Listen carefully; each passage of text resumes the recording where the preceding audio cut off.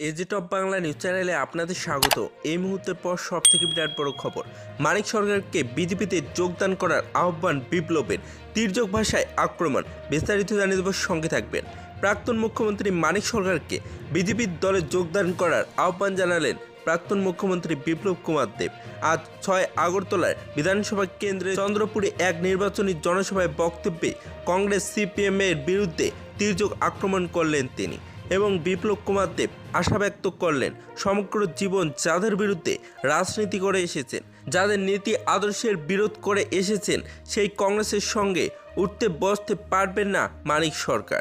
তার জন্যই এখনও পর্যন্ত তাদের কোনো যৌথ কর্মসূচিতে মানিক সরকারকে দেখা যায়নি। কংগ্রেসের সিপিএম জোটের বিরোধ জানিয়ে প্রাক্তন কংগ্রেস বিধায়ক দিলীপ মুহুরী বড় মাত্রায় কর্মী সমর্থকদের নিয়ে বিজেপিতে যোগদান করলেন।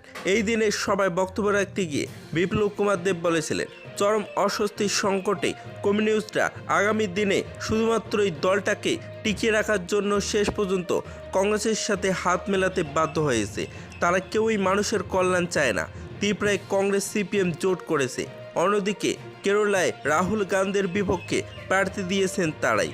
কেরলে কংগ্রেসের নীতি আদর্শের বিরুদ্ধে সুর চড়াচ্ছেন কমিউনিস্টরা, আর এখানে নির্লজ্জের মতো মিত্রতা এভাবেই তারা মিলিজুলিভাবেই বিগত বছরগুলোতে ত্রিপুরাবাসীদের ঠকিয়ে এসেছে বলে অভিযোগ করলেন তিনি আরও বলেছিলেন, মানুষের জন্য নয়, রাজনৈতিক স্বার্থ আদায়েই তাদের একমাত্র লক্ষ্য। দেশের সাথে ধোঁকা করে এসেছেন কমিউনিস্ট এবং কংগ্রেস। তিনি বিভিন্ন তথ্য তুলে ধরে বলেছিলেন, 4 বারের মুখ্যমন্ত্রী মানিক সরকারের সময় প্রধানমন্ত্রী আবাস যোজনায় মিলেছিল মাত্র 48,000 ঘর, আর 2018 এর পরে প্রায় 4,10,000 ঘর বন্টন করা হয়ে গেছে। কেন্দ্রীয় বিকল্পর বাস্তবায়নে ছিল এদের আপত্তি। এবার রাজনৈতিক সন্ত্রাসের দক্ষিণ জেলায় 69 জন খুন হয়েছেন।